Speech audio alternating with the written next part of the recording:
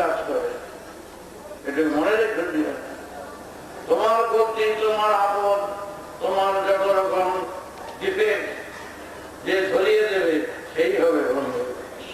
আমি তাদের বন্ধু মনে করব। আমার সন্তান দলের 8-10টি সংগঠন আছে, আলোচনা চক্র, অ্যাকশন কমিটি, কর্মী বাহিনী, মৈত্রী মহল, প্রত্যেকের মধ্যে প্রায় 50 লাখ, 60 লাখ, 70 লাখ করে এমনি আছে।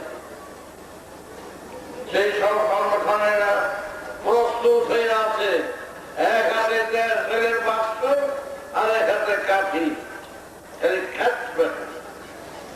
আর কিচ্ছু না, দুটো রাখছে এভাবে। কখন খ্যাচ করে দিয়ে দেবো কোন ঠিক নাই।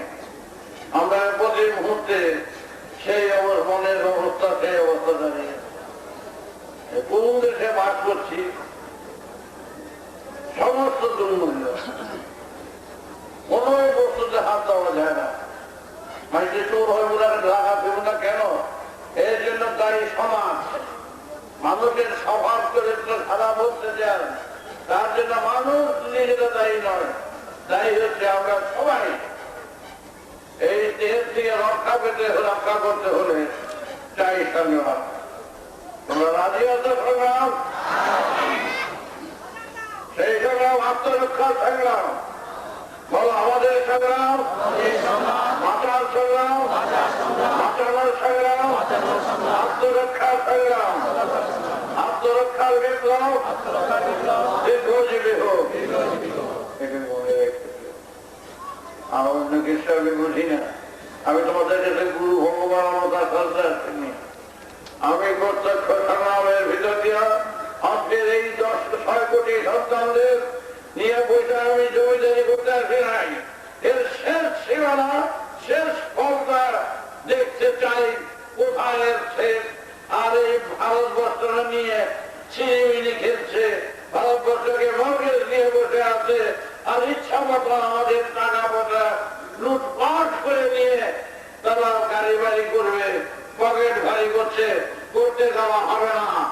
এবং স্বীকৃতি করে জানতে পারবে যারা এই সমাজের বুকে অর্থ লুটপাট করছে তাদের কি বিপদ আছে, কি চিত্র আছে সামনে দেখতে পাবে। আমি কারো বিরুদ্ধে আচরণ করি না, কারো বিরুদ্ধে কিছু বলছি না। এই যে ইচ্ছা মতন ডাইন হাত বাহা, এরপরে ডাইরেক্ট অর্ডার দেওয়া হবে,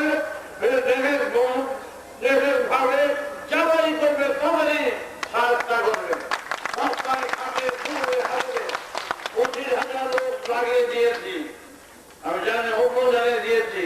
আমি গোপনে কোনো কাজ করি না, সরকারকে জানিয়ে দিয়েছি গণভোটকে যে 25,000 লোক লাগিয়ে দিয়েছি। এবং কে কোথায় কোন অফিসে কি করছে না করছে তাদের সমস্ত হিসাব কিতাব নিচ্ছি। তারপরে দেখাবো গড় মাঠে করে নিয়ে কি করবো। একবার পরিষ্কার কথা, কিন্তু প্রতিকার চাই, প্রতিকার অবিলম্বে চাই, ভোটে আর থাকতে চাই না। অসুস্থ হয়ে পড়ছি আমি, বেশি দিন নেই। তোমাদের কাছে বেশি তত্ত্ব নিয়ে আর বেশি বলতে চাই না। বেদের তত্ত্ব, আদি তত্ত্ব বলতে গেলে অনেক সময় লাগবে, যা একটু